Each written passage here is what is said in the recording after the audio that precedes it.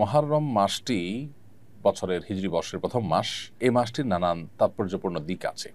সবচেয়ে গুরুত্বপূর্ণ তাৎপর্যের দিক হলো যে এটি সম্মানিত 4 মাসের একটি এবং সম্মানিত 4 মাসের মধ্যে সবচেয়ে সম্মানিত মাস। বলতে পারি রমজানের পরে সবচেয়ে ফজিলতপূর্ণ মাস হলো এই মাসটি সম্মানিত মাস।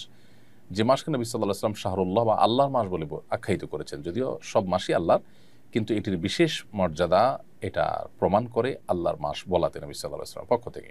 দ্বিতীয়ত হলো এই মাসের করণীয়। এ মাসে আমরা বেশি বেশি করে নফল রোজা রাখার চেষ্টা করব, কারণ নবী সাল্লাল্লাহু আলাইহি ওয়াসাল্লাম বলেছেন আফদালুস সিয়ামি বা'দা রমাদান শাহরুল্লাহিল মুহররম।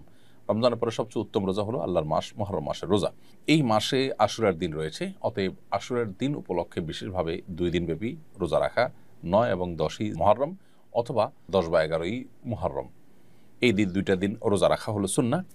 এবং সেই সাথে এই দিনে আল্লাহ রাব্বুল আলামিন পূর্বের বিভিন্ন জাতিকে আল্লাহ তাআলা তাদের তওবা কবুল করেছেন, অনেককে আল্লাহ তাআলা উদ্ধার করেছেন, যেমন নাকি মুসা আলাইহিস সালামের নেতৃত্বে বনী ইসরাঈলকে আল্লাহ তাআলা বিপদ থেকে উদ্ধার করেছেন। তো আরও অনেক ঘটনা এই দিনে ঘটেছে, সেই কারণে দিনটি নানা কারণে তাৎপর্যপূর্ণ, এই দিনটি রোজা রাখা। আর মুহররমকে কেন্দ্র করে নানা রকমের বিদআত এবং অপসংস্কৃতি চলমান আছে, সেগুলো থেকে আমাদেরকে বিরত থাকতে হবে, যেমন মাতম তাজিয়া মিছিল ইত্যাদি করা। এই দিনে অর্থাৎ আশুরার দিনে কালবারাতি হোসেন রাদিয়াল্লাহু তাআলা নবী সাল্লাল্লাহু আলাইহি ওয়াসাল্লাম প্রিয় দৌহিত্র, তিনি শাহাদাত বরণ করেছেন নির্মমভাবে জালিমের হাতে।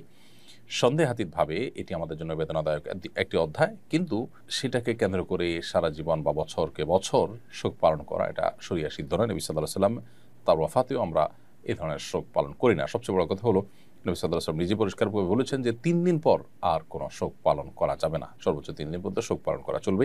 একজন নারী যিনি স্বামী হারিয়েছেন, স্বামী মারা গেছেন, তিনি 4 মাস 10 দিন পর্যন্ত শোক পালন করবেন। এছাড়া আর কোনো বছরকে বছর ধরে শোক পালন করার কোনো অপশন শরীয়তে নেই।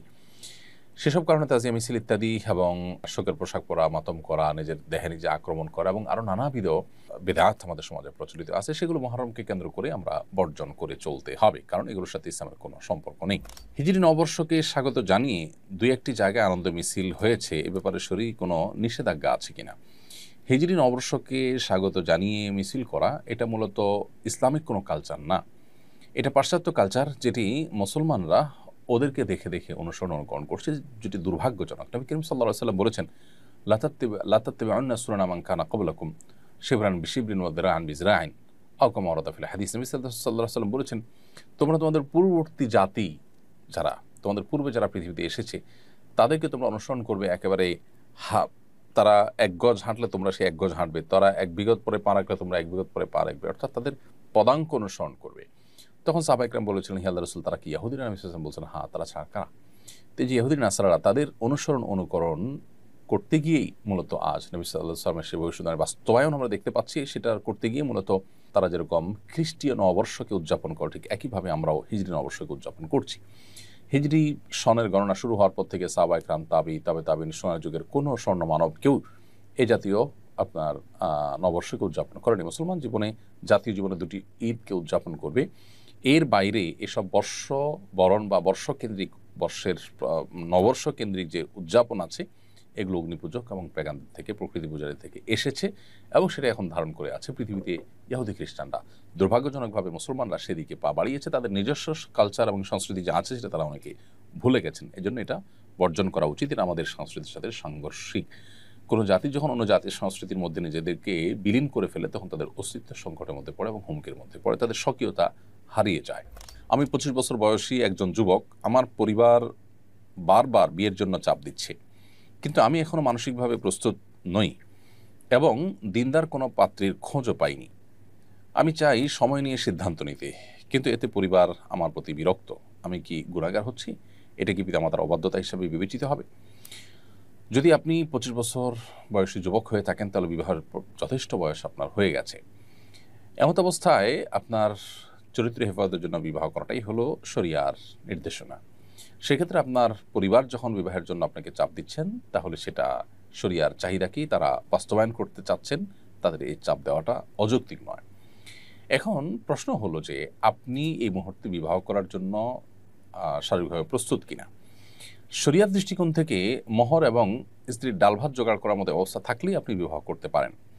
বিশেষ করে যদি চরিত্র হেফাজত করাটা ডিফিকাল্ট হয়, যুগে সবার জন্য ডিফিকাল্ট, পরিবেশটাই অত্যন্ত চ্যালেঞ্জিং। তো এই পরিবেশে যদি আপনি বিবাহ করলে আপনার ঈমান, আমল, আপনার তাকওয়া, চরিত্র হেফাজত করতে সহজ হয় তাহলে বিবাহ করাটা আপনার কর্তব্য। একদিকে আপনি উপযুক্ত বয়স হয়েছে আপনার, দ্বিতীয়ত হলো বাবা-মার নির্দেশ আছে, তৃতীয়ত হলো আপনার বিবাহের নিড আছে এবং চতুর্থত হলো আপনার সামর্থ্য আছে। তাহলে আপনার তাদের এই নির্দেশনাকে ডিনাই করাটা অন্যায়। হ্যাঁ, আপনি যদি উপযুক্ত পাত্রী খোঁজার জন্য যৌক্তিক সময় নেন যে ২ মাস, ৪ মাস, ৬ মাস, তাহলে সেক্ষেত্রে সেটা অন্যায় হিসেবে বিবেচিত হবে না। কারণ অপাত্রে উপযুক্ত ক্ষেত্রে আপনাকে বিবাহ করতে শরীয়ত নির্দেশ করে না। তবে অহেতুক আপনি মাসকে মাস, বছরকে বছর বিলম্ব করবেন, তথাকথিত পায়ে দাঁড়াবার নাম করে অনেক বেশি দেরি করবেন, এই সমস্ত বিষয়গুলো যদি আপনাকে বিলম্ব করতে উদ্বুদ্ধ করে তাহলে সেটা হবে আপনার ভুল। তবে বাবা-মার এই নির্দেশনা আপনার জন্য মানাটা ফরজ নয়, বিশেষ করে যখন সেটি বাস্তবায়ন করাটা আপনার জন্য চ্যালেঞ্জিং। আপনি দিনদার পাত্রী পাচ্ছেন না, একটু সময় নিচ্ছেন, খুঁজছেন, তাহলে এক্ষেত্রে আপনার বাবা-মার চাপাচাপিতে আপনার বদ্দিনদার কোনো মেয়ে, যেনতেন কোনো মেয়ে বিয়ে করতে আপনি বাধ্য নন। এটি হলো মৌলিক কথা। আমি আমার স্ত্রীকে দাওয়াতি কাজে সহযোগী বানাতে চাই, কিন্তু তিনি আগ্রহী নন। স্ত্রীকে দাওয়াতি কাজে সহযোগী করতে কিভাবে উদ্বুদ্ধ করা যেতে পারে? আপনার স্ত্রী যদি বই পড়তে পছন্দ করেন তাহলে ভালো ভালো কিছু মোটিভেশনাল বই পড়াতে পারেন তাকে, যে বইগুলো তাকে দায়ী হওয়ার প্রতি আগ্রহী করে তুলবে। আর যদি বই পড়ার অভ্যাস তেমন না থাকে তাহলে সেক্ষেত্রে আপনি তাকে ভালো দাওয়াতি কাজ করেন এবং তিনি তাদের দ্বারায় প্রভাবিত হতে পারেন এরকম ব্যক্তিদের সাথে তার পরিচিতি যেন ঘটে, তার সাথে ওঠা বসা যেন ঘটে, সেই ব্যবস্থা আপনি করবেন, সেই উদ্যোগ আপনি নেবেন। যদি সেটা নেন, ইনশাআল্লাহ আশা করা যায় যে আপনি তাকে দাওয়াতের পথে আনতে পারবেন।